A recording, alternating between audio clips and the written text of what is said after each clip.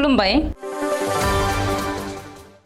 बे समाव बडोलेण्ड इंखं टेलिभिजननि स्टुडिय'आव आं मिथिका नार्जारी दिनै मोनाबिलिनि गाहाय रादाबफोराव दङ। गसाइगावआव मोब्लिबजों बोजानानै मैदेर थैदों।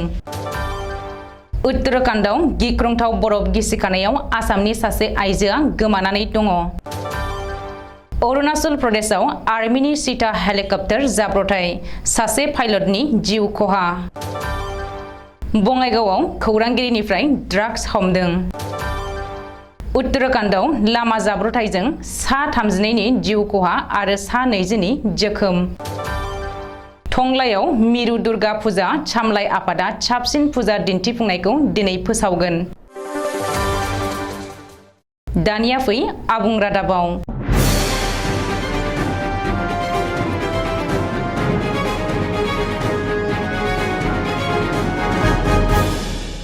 क'क्राझार जिल्लानि गसाइगावआव मोब्लिबजों बोजानानै मासे मैदेर थैदों। गसाइगाव कसुगाव हाग्रा खोन्दोनि ट्राम रेन्जनि सिङाव दिनै फुङाव मोब्लिब थाराव नांनानै मासे हाग्रानि मैदेरा थैदों। गसाइगाव महकुमानि पेरिपुर ओनसोलाव जादों बे जाथाया।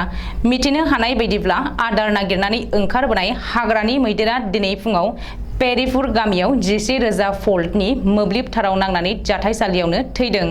बे जाथायनि बागै खौरां मोननाय लोगो लोगो हाग्रा बिफाननि मावफारियाफोरा जाथायसालियाव थांनानै मोब्लिब बोजानानै थैनाय मैदेरखौ बोखांनानै पस्टमर्टेमनि थाखाय दैथायहरो। बबेखानि हाग्रा बिफाननि गोहैलेनि थाखाय दिनैनि बे जाथाया जादों होननानै ओनसोलनि सुबुंफोरा अजद होदों। ओरैहाय गलाघाट जिल्लानि नुमुलिगुरावबो दिनै मासे मैदेरनि सह बोखांदों होननानै मिथिनो हादों। बबेखानि आयेन बेरेखायै माइनिं खालामनानै बाला जावनाय हाखराव गोग्लैनानै हाग्रानि मैदेरा थैदों होननानै सन्देह खालामनाय जादों। विजय दशमीनि सानखालिनि मोनसे दुखुनांथाव खौरां। उत्तराखंडनिफ्राय फैदों बे दुखुनांथाव खौराङा। उत्तराखंडआव गिख्रंथाव बरफ गिसिखानायाव गोमानानै दङ आसामनि सासे आइजोआ। दीपाशिका हाजरिकाखौ गुवाहाटी नोगोरमानि राजगोरनि होननानै सिनायथिनो हादों। मिथिनो हानाय बायदिब्ला दीपाशिका हाजरिका मुंनि सासे असमिया आइजोआ उत्तराखंडआव गिख्रंथाव बरफ गिसिखानायाव गोमानानै दङ। दीपाशिका हाजरिकाया इन्स्टिट्युट अफ माउन्टेनियारिंनि फरायसुलिमोन।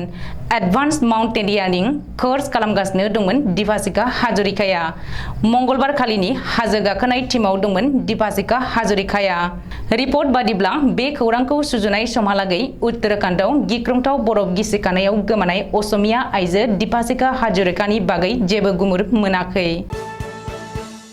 अरुणाचल प्रदेशआव फिन गिख्रंथाव हेलिकप्टार जाब्रबथाय।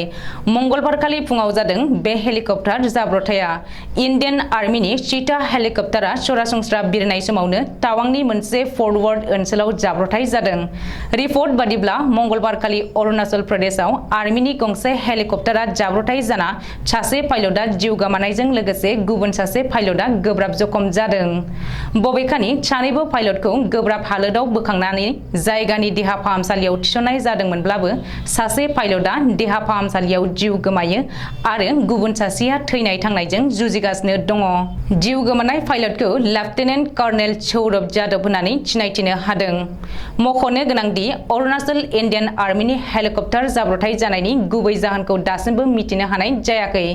बेखौबो मख'नो नांगोनदि इन्डियान आर्मिनि गुबुन 4 चीता हेलिकप्टारा थांनाय मार्च दानावबो जम्मु आरो काश्मीराव जाब्रबथाय जादोंमोन। बङाइगावआव खौरांगिरि महरै ड्राग्स फालांगिरि। दिनै बङाइगावआव सासे खौरांगिरिखौ गोबांथार बिबांनि ड्राग्सजों लोगोसे हमनो हादों।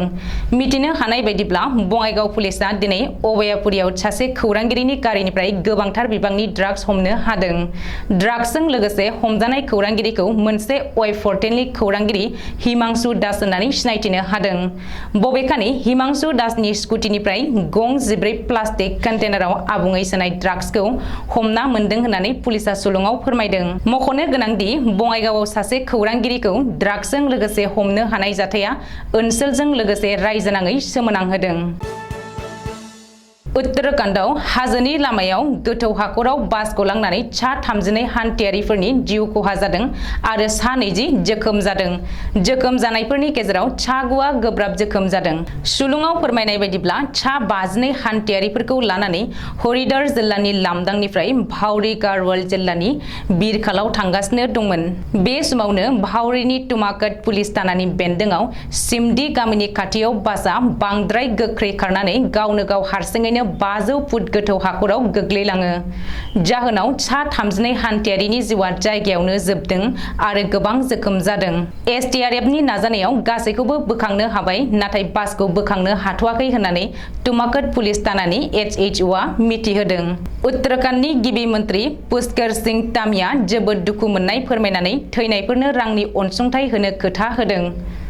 गाहाय मन्त्रि नरेन्द्र मदि आरो रैखाथि मन्त्रि राजनाथ सिंह मोनहा टुइटाराव टुइट खालामनानै बे जाथायनि सायाव गोथौ दुखु मोननाय फोरमायदों। टंला नोगोरनि गं 30निबो बांसिन दुर्गा फुजा खुंथाय आफादनि गेजेराव बबे खुंथाय आफादा साबसिन आरो साखोन सिखोनै खुंनो हादों, बेनि सायाव बान्था फोसावगोन टंला मिरु दुर्गा फुजा सामलाय आफादा। मैया बे सामलाय आफादा गासै दुर्गा फुजा खुंथाय जायगाफोरखौ नायगिदिंनानै सुराद लाहैदों। दिनै मोनाबिलिनि रादाबा एसेनोसै। गोजोन्थों।